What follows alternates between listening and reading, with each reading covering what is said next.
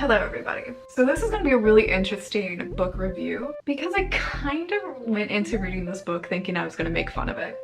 I totally thought I'd be roasting this book and I ended up really liking it. So now I'm just like, oh no, what do I do? So I'm still going to make the video, but it's just going to be like a good recommendation now. Being positive?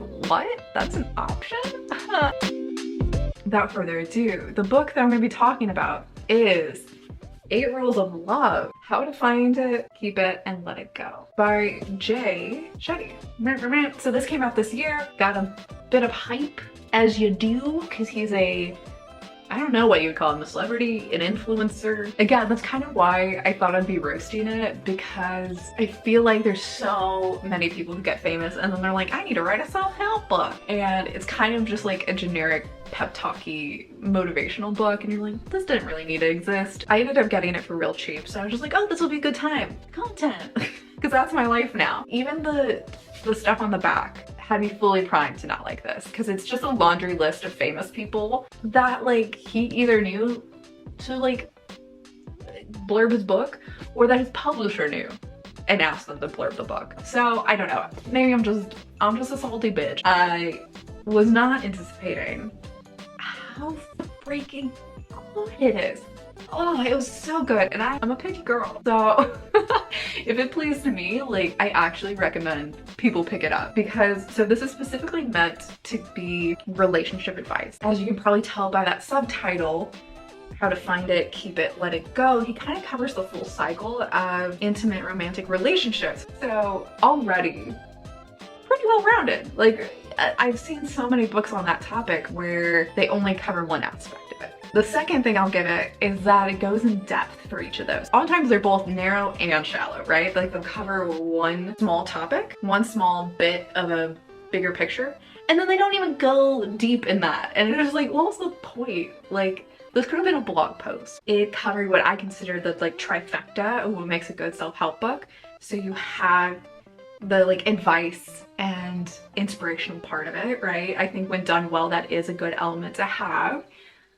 Second, you have research. You have like science and studies backing it up, and you list what those are, which I think is super helpful to be like, it's not just one random person's opinion. Like, there's other things to back up what you're saying, which I think is useful. And then the third is practical, tangible tips and like actions you can do. Like, yes, like don't just leave us hanging. Like, it's one thing to prove your point. I think it's another thing to be like, no, actually help me along this path now. You've convinced me. Now give me things to do.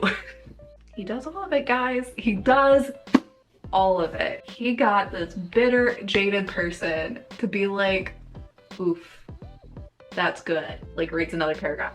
Ah, that's good too, shit. And so with nonfiction books, I take notes. I have a Notion, which is like a free online software, and I've like crafted out like a little table, and in it like I have notes that I take for every nonfiction book. I don't know if my notes are actually going to be helpful for this book, because I think I just rewrote this book.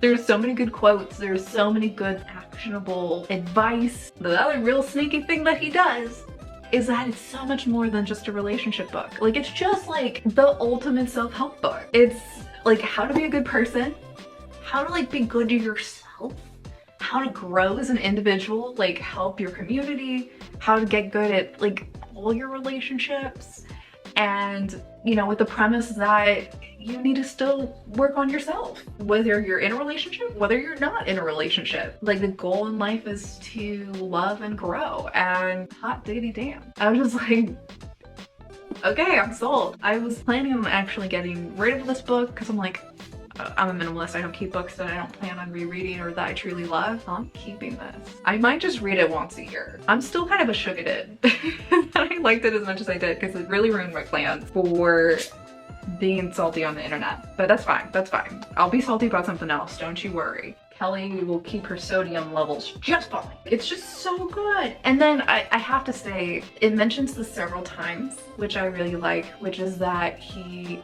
distinguishes things that are worth working through and things that are not okay. So, i.e. abuse. And he's like very clear, and he gives like resources for if you need help getting out of those situations. and like what behavior is not okay to like put up with. Also, he like does a great way of explaining how even if something's not your fault, you have the ability to learn from it. No victim blaming here, just good old wisdom and empowerment. Also, he gives like really solid examples that don't go on forever. It's just in and out. Here's a cool example illustrating this point that I'm making. Oftentimes about people in certain kinds of relationships related to like clients he's worked with. He's got a wide scope and he is inclusive about same-sex relationships. He's inclusive about like gender pronouns that he uses. So even on that, he's A++. I'm kind of mad. Jay Shetty, your book's too good. You done did a good job. And I'm kind of mad about it. I'm mad how good this book is because it just encompasses so much. It's very readable. I could have read this really fast, but it ended up taking me months because I was taking so many notes and I kind of wanted to like set the book down and just like reflect on some of the things he said and be like, oof, yeah. And like how it relates to me in my life and my journey. I don't know if there's more for me to say other than that.